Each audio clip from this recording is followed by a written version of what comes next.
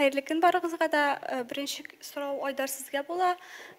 Bilgenibizçe indi soňgy wagtda haberler kilip ilişe başlady. Ayдар Akipov digen jürçi gaýdyr ýogalgan. Nişlepdir Aydarnyň ijady tuktaldy, ýokga çykdy digen siz bu sözler turunda nerse aýta alasыз? Bu dürüsten de şulaymy? Hem indi sebebi nersede? Sizning şunday ijadygyzda turganlyk buluwynyň? Birinçiden hayırlı günler, hayırlı kişiler. Bek zor rahmat sözlerinden başlaysam kile. Indi bugünkü bizning intervyu sizge kelүүnүн töp maksatı ol indi tamaşaçılar әлеге берген сорауына еш бере башладылар. Социаль челтерлерде, комментарияларда язып, шуңа күрә инде мин барлык кызыксынган, минем ижатым белән кызыксынган дусларыма, тамашачыларыма инде бүгенге интервьюдан тулырак жауап кайтарыбыз деген теләк белән килдек. Менә сез әлеге продюсер белән кайчан эшли башлаган идегез? Ничек таптыгыз? Ул сезгә үзе иҗатташлык тәкъдим иттеме инде? Ничек барды бу эш? Сезнең эшегез ничек корылган иде? Продюсер белән инде без ялгышмасам 2019 елдан эшли башладык. Һәм ул миңа инде социаль челтерләрдә язды, ВКонтакте социаль челтерләрендә үзеңнең булган җырларыңны җибәр дип, мин тыңлармын, минем шундый эшләсе килә дигән үз яклап инде тәкъдим ясады. Һәм без ипләп кенә шулай итеп эшләп киттек. Бу ниндидер официаль рәвештә идеме, яки инде сез ниндидер теге документлар? Килешү булгач инде официаль рәвештә. Әлеге килешү турында тулырак сөйләсәгез иде, нәрсәдән гыйбарәт, сез нәрсәләр эшләргә тиеш идегез, ул нәрсәләр эшләргә тиеш иде? Килешүгә килгәндә инде тулысынчарак җавап бир Рустам Салимович. Шуңа күрә инде. Салимович, вопрос вам. Добрый день. Какой это был тип контракта и в чем она заключалась, главная суть? Договор носит по себе смешанный характер. Там возмездное оказание услуг обеих сторон по отношению друг к другу. Характер он достаточно широкий, там носит, есть большой объем обязательств, которые были на продюсере, встречные обязательства были и на самом артисте. Что, в общем, вот такой смешанный характер носит договор. А вот проблема, которая возникла, она в чем? И виновные стороны. В чем проблема, вот, суть главная? Я, с вашего позволения, наверное, начну немножко сначала.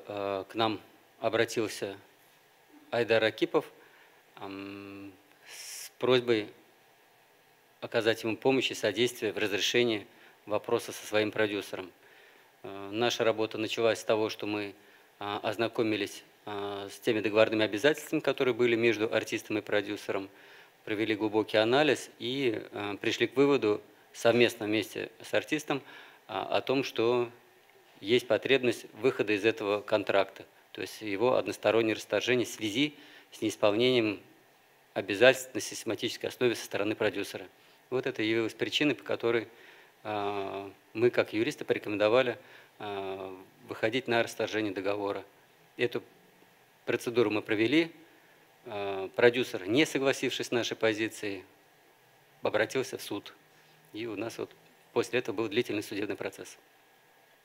Айдар, сорау сезгә, менә сез кайчан аңладыгыз продюсерыгыз белән дөрес юлда түгел икәнлеген? Ничек сез менә нинди хәл килеп чыкты? Сез менә шул хәлдән соң аңладыгыз, бу продюсер белән эшләргә кирәк түгел икән, нәрсәдер дөрес түгел дигән уйлар кайчан бар? Ул бит инде ул теге бер генә булган нәрсә түгел. Бүген менә шулай булды да һәм иртәгә шулай уйлап эшләргә кирәк дигән. Димәк, бу берничә вакыт дәвам итте. Әй, шул берничә вакыт дәвам иткәч инде шундый уйга килдем.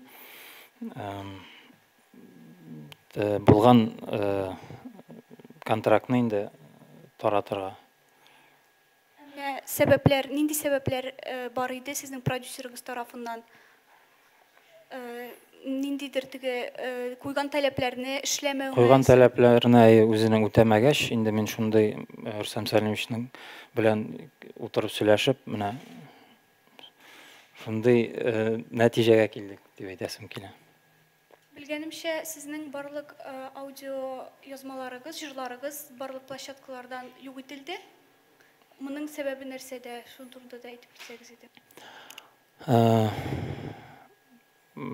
Җырларга килгәндә, чынлап та инде миңа кешеләр яза, нишләп сезнең җырларыгыз социаль челтәрләрдә юк дип, тыңласы килә иде җырларыгызны дип, сагындык дип. Мин инде барысын да аңлап торам. Алып кую, ул инде продюсер шулай итеп үзе Продюсерыгыз таләп куйдаймы сезгә алып кую? Мин аны алмадым, ул үзе алып куйды.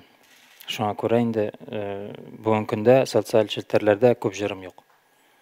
Менә ул җырларның хокукларына килсәк, ул җырларның хокуклары кемдә иде һәм алар хәзер кемдә булачак? Кайбер җырларны гомумән алганда программага кертелгән, 19-нчы елдан язылган җырлар, кайберләре хокуклары аңарда. Әйтергә кирәк, шунысын анда инде безнең халык җырларда бар, ретро җырларда. Һәм шуның сәбәпле инде ул алып куйды җырларны социаль челтәрләрдән. Менә ул җырларның язмышы бүгенге көндә ничек булачак? Аларны халык тыңлый алачакмы? Ул инде сорауны миңа түгел, бүтән кешегә юлларга кирәк, чөнки ул җырларның хокуклары миндә түгел. Әле шуны әйтәсем килә, кайбер җыр ул инде сатып алган, мин кашандыр алган җырларны, ул инде киресенчә авторлар белән сөйләшеп, шулай итеп сатып алды үзенә. Бу инде бер яктан караганда, миңа кашандыр саткан 2016 елда саткан җырларны сатып алып, шулай итеп үзенә ияләштереп, шулай ук социаль челтәрләрдән алып куйды. Рөстәм әфәнде, сорау сезгә, бу закон буенча эшли алына торган әйбер, димәк, шулай эшләп итеп була, әйме? Рәхмәт, ручайдан сорагыз. То есть вот такие действия, они законны, вот насчет песен, насчет авторства песен? Поясните поконкретнее ваш вопрос. Что вы имеете в виду? Вот у Айдара сейчас, получается, все музыкальные произведения удалены из социальных сетей. И права на эти песни не у него, а у его продюсера. И что в дальнейшем будет с этими песнями? Значит, как мы видим эту ситуацию, авторские права не принадлежат продюсеру на эти музыкальные произведения. Ему, согласно договору, который был предметом судебного разбирательства, продюсеру принадлежат смежные права. По большому счету, Айдар Акипов вправе записать по новой эти самые музыкальные произведения на новые носители, и, в общем-то, смежные права на эти носители уже будут непосредственно за Айдаром Ракиповым. Я полагаю, что он в дальнейшем сможет их использовать. Вот этот момент, пожалуйста, поясните. Получается, заново записать песни? Кайбер җырлар аның кул астында, кайбер җырлары инде ул, менә Рөстәм Сәлимович әйтмешли, ул ретро җырларга керә, һәм ул ретро җырларны мин яңадан алып, инде яздырып, социаль челтәрләргә урнаштыра алам. И вот насчет авторства песен, вот, чтобы не происходило таких ситуаций, как должен действовать артист в таких ситуациях, чтобы в случае чего он остался со своими песнями, чтобы авторство осталось у него? Спасибо за вопрос. Это один из самых важных вопросов, которые могут быть, наверное, по отношению к любому лицу, который идет на заключение договора и исполнение любых гражданских отношений. За свою 25-летнюю практику юридическую я всегда настоятельно рекомендую, прежде чем вступать в какие-либо договорные отношения, обязательно советоваться, обсуждать, консультироваться с юристами по соответствующему профилю. У нас много арбитражной практики, практики в судах общей юрисдикции, но помимо прочего у нас есть опыт работы и по интеллектуальным правам. Я думаю, именно по этой причине Айдар Акипов к нам и обратился. В общем, у нас этот опыт есть. И мы считаем, что самое основное это только в том, чтобы привлекать профессиональных специалистов при заключении договора, чтобы в дальнейшем таких проблем не возникало. Айдар, әмінә сіз үзігіз әлігі контрактны түзегенде, сіз нешегірек, сіз юристлар белән килешмәгән идегезме, яки инде кеше әйтмешле уйламаган идегезме шулай килеп чыгар дип?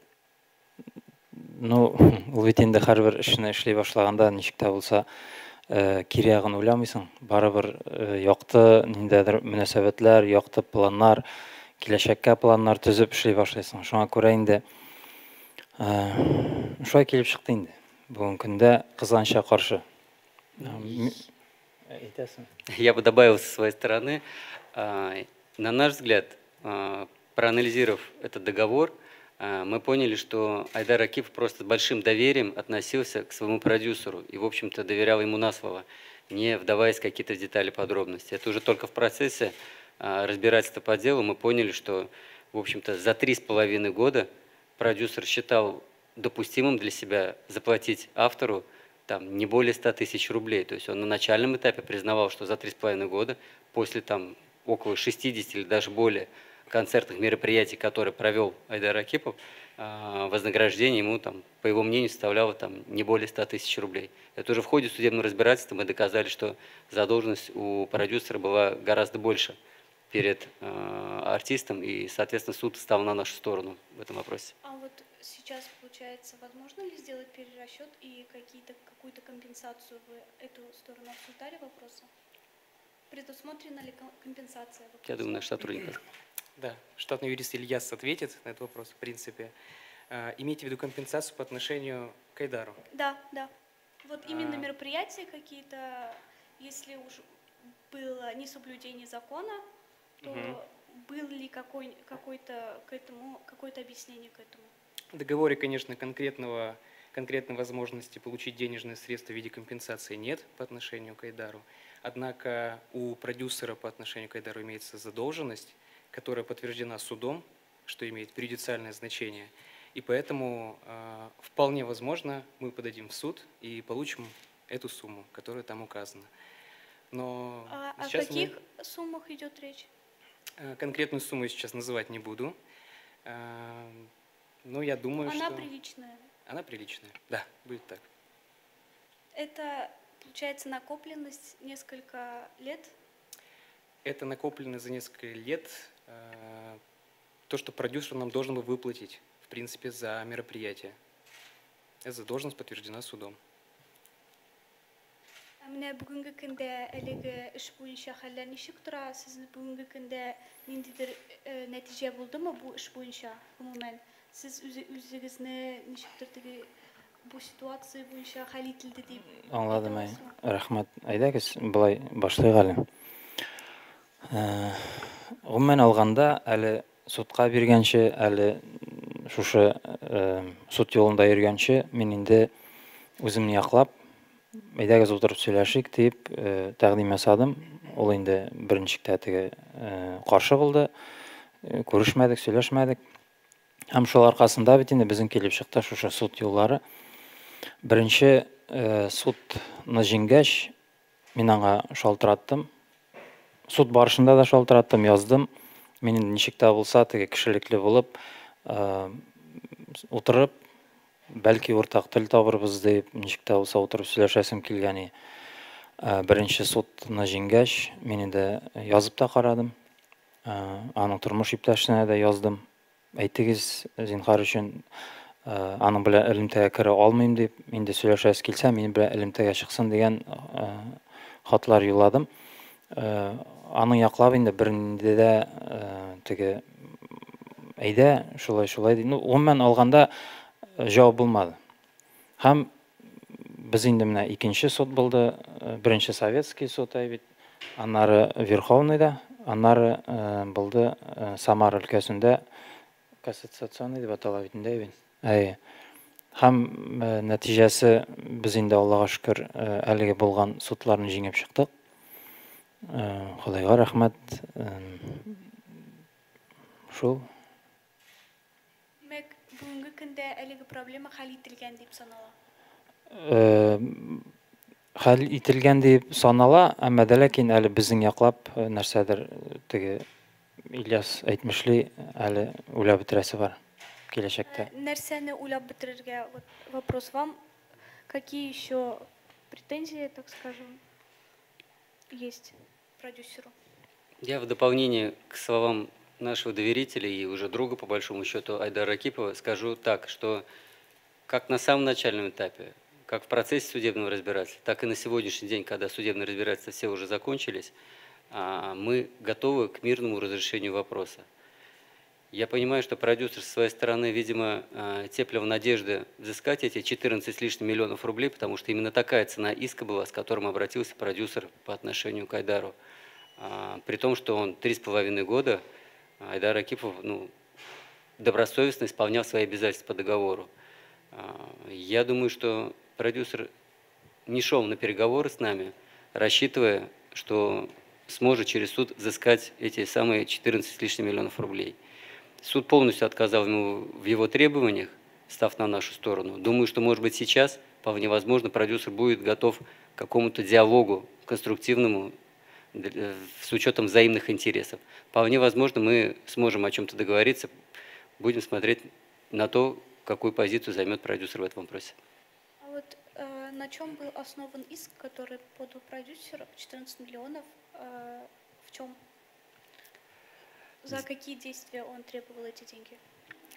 Спасибо за вопрос. Да, действительно, это, наверное, интересная тема, учитывая, что сумма достаточно немаленькая была для артиста. Позиция продюсера в суде заключалась в том, что он хотел взыскать больше 1,5 миллиона рублей в качестве штрафных санкций за досрочное расторжение контракта и неисполнение каких-то обязательств по нему.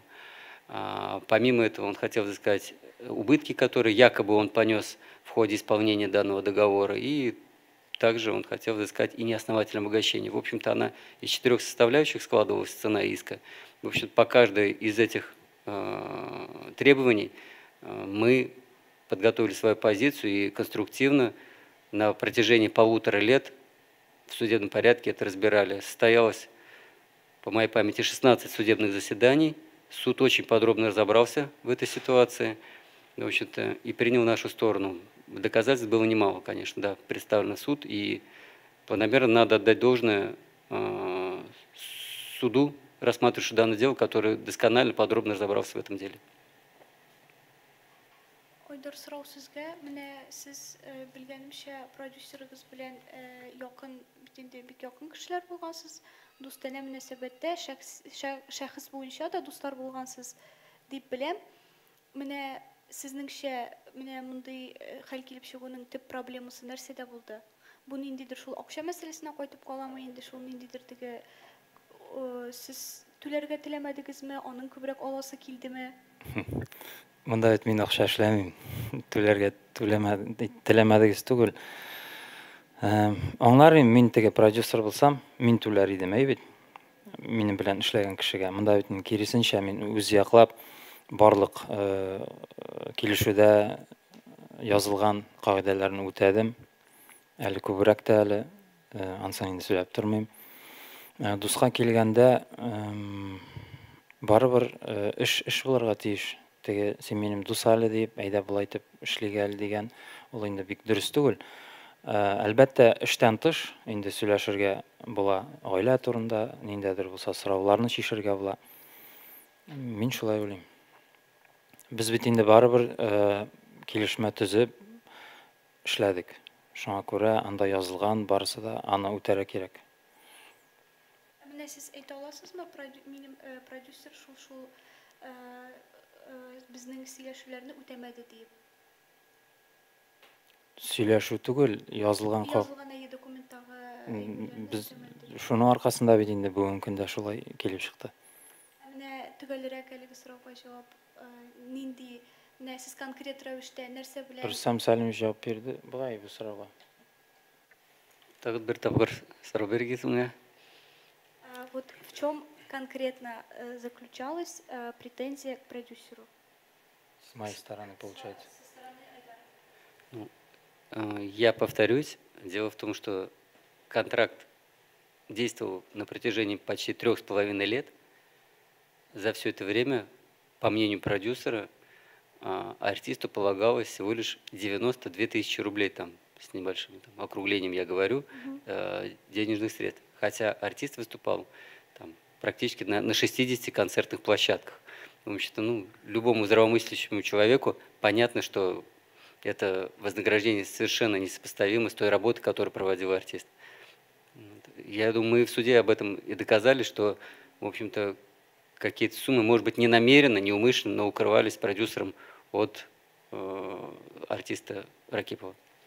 әлі ол өзінің сөзлері бойынша бит келіп шықты. Біз енді су таша көбірек қағаздар, документлар табып иттік. Көбірек сума болған білдік. Сіз бұл суммалар турында білмейдіңіз. Демек, бұл сізні алдауға қайтып қалайын деймі? Суммалар турында білесің енді, өзің ішләп бергәч, көпме беруге тиешлеген білесің, қайда көпме эшләгәнен білесің. Ол битен документацияны күрәсең. Шуңа күрә шулай инде.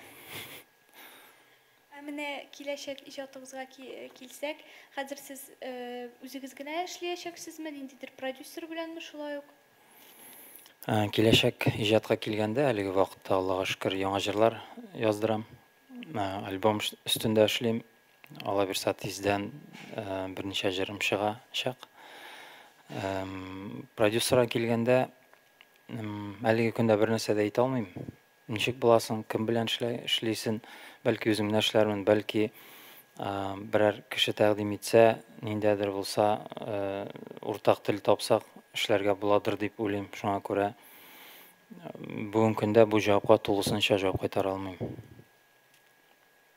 Җырлар буенча инде җырның хокуклары яңа чыккан җырлар, менә яңа чыккан җырыгызның авыл тулайым сездә. Әйе. Менә шулай ук киләчәктә теге концертлар буенча хәзер сез ничек эшләячәксез?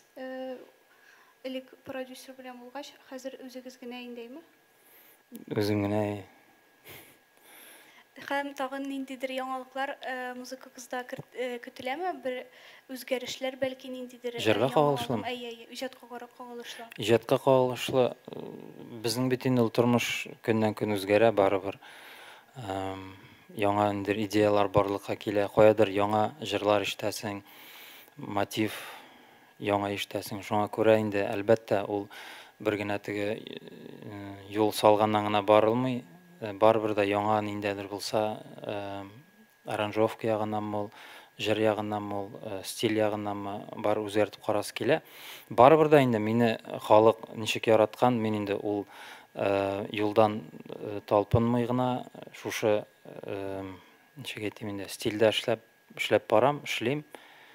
Әллә нинди теге яңалыклар уйлыйм булмыйдыр дип. Хәзер бит инде җырчылар безнең ничек тә булса, мин аларны инде аңлыйм. Яңалык кертеп, ничек тә булса, халыкны шаккаттырга кирәк дип эшлиләр. Бу теге бер яктан әйбәт, үсеш, каядыр омтылыш. Барыбер һәр җырчының минем дә үз хыяллары бар, аларны эшләп карасы килә, аларны тормышка ашырасы килә. Шуңа күрә инде Аллага шөкер бүген менә ипләп кенә эшләп киләбез. Менә финанс мәсьәләсенә килсәк, бит инде суд юлында йөргәндә финанс кыенлыклар да булгандыр. Менә ничегрәк эшләдегез? Җырлар иҗат буенча ничегрәк бергә алып барырга авыр булмадымы? Мин инде әйтәсем килә, финанс ягына бик кыстырмаска кирәктер дип. Тормышта барыбер авырлыксыз гына булмый, ниндәдер булса, авырлыклар аша үтәргә туры килә. Бүтән нәрсәдә ничек тә булса рәхәт кенә булып, бар нәрсәдә каршыңда ятса, кызык та булмас иде, кеше ныгымас иде дә, һәм ниндәдер булса максатлар кеше куймас иде. Ул теге бар иде, алыр иде. Шуң белән теге үзенең теләген ябыр иде. Булды, әле Алла бирсә дип теге булачак дип әйтсәм, булачак инде ансы да бар. Булачак аларны һәр булган шушы адымнарны әкренләп кенә үтәргә насыйп итсен дигән зур теләктә калган үземә. Менә гастрольләр мәсьәләсенә килсәк, әлеге уйлыйсызмы гастрольләр турында уйлаганыңыз бармы? Гастрольләр турында минем уй һәр вакытта да бар. Ул инде уй бетмәде, бетмәсен дә. Чөнки халыкка әйтә сүзләр бар, җырласы җырлар бар. Концертка чыгу җырчы өчен аерым бер ниндәдер булса бәйрәм һәм шул ук вакытта зур эш. Алла бирсә киләчәктә менә тамашачылар яза, сорый, бу якларга качан киләсез, бу якларга безнең якка да килегез дип, Алла бирсә инде үземнең яраткан тамашачыларым белән күрешүләр насыйп итсен. Барыбыз да сау-сәламәт булырга булып, инде концертларда, шушындый матур бәйрәмнәрдә генә күрешеп, аралашып, яшәүләр булсын дигән зур теләктә калам. Булдымыни? Бүтән нәрсәләр әйтәсе килгән?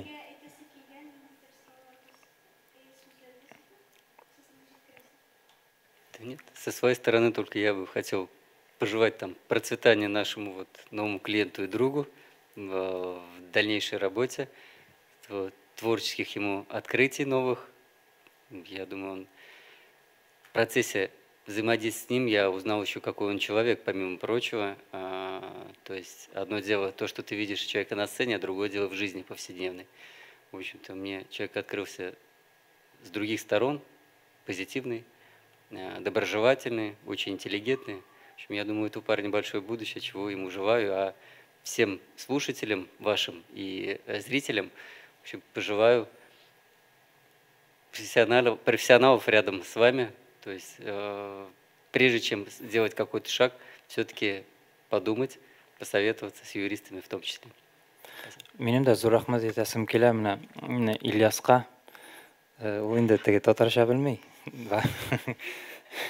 Барыбер да зур рәхмәтләрне җиткерәсем килә Рөстәм Сәлимовичка. Шулай итеп, мине якын итеп, теге кешелекле булганнар өчен. Чөнки бүгенге тормышта шундый алдакчын кешеләр бар. Һәр кеше дә кулланырга тели бер-берсе белән.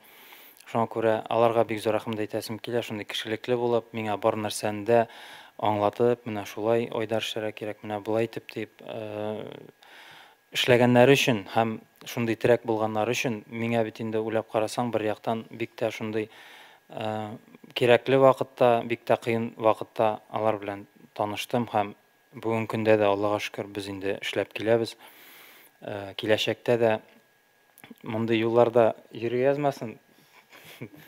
Барыбер да җырларга ниндәдер булса кул куйганда алар белән дә әлбәттә киңәшләшеп, шулай итеп эшләремен дигән үземә дә шундый зур теләктә калам. Чөнки һәрбер нәрсәнең, һәрбер эшнең үз кешесе булырга тиеш. Мин инде җырчы да, юрист та, нефтяник та була алмыйм, кызганычка каршы. Шуңа күрә инде юридик яктан килгәндә, бәлки сорауларыгыз булса, статус-кво Рөстәм Сәлимович җитәклегендә әйтә аласыз, сорауларыгыз булса килә аласыз, киңәшләшә аласыз. Сезгә бик зур рәхмәт. Бүген көндә безне чакырганыгыз өчен тамашачылар белән югалталар бит инде. Бу инде бәлки индәдер булса җавап булыр аларга. Киләчәктә дә инде матуррак темаларны шишеп, аралашып, Татар информ белән бергә яшәргә ясын. Рәхмәт. Һәм инде Рөстәм Сәлимович сорау сезгә, менә Айдарның аудио-видеолары безнең телевидение һәм радиолардан югалды. Бу да шуның белән бәйлеме? Бу продюсер сорау буенча алындымы әлеге җырлар? Насколько нам известно, продюсер, узнав о том, что, получив, вернее, уведомление о том, что мы вышли из договора и заявили об одностороннем расторжении, он не нашел для себя ничего лучше, кроме как разослать в разные средства массовой информации письма с просьбой, чтобы нашего доверителя Айдара Акипова нигде не транслировали, не проигрывали его музыкальные произведения. В общем-то, всячески попытался в неформальном порядке воздействовать для того, чтобы, видимо, Айдар Акипов с поклоном к нему вернулся каким-то образом. Вот. Но мы просто на это не повелись, не пошли на этот шаг. Теге бу сорауга мин дә җавап бирәсем килә. Теге дөресен әйткәндә, мине сәхнәдән алып куясы килде инде аны. Айдар Акипов дигән җырчы сәхнәдә булырга тиеш түгел дигән нәтиҗә белән эшләгән ул аны. Ул медиа пространствогына түгел, бүтән җирләргә дә җибәргән.